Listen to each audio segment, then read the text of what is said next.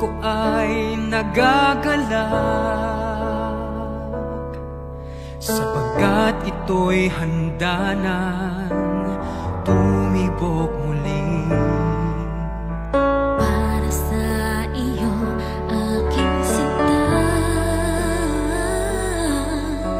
kaya sabik nang ikaw ay aking makilala.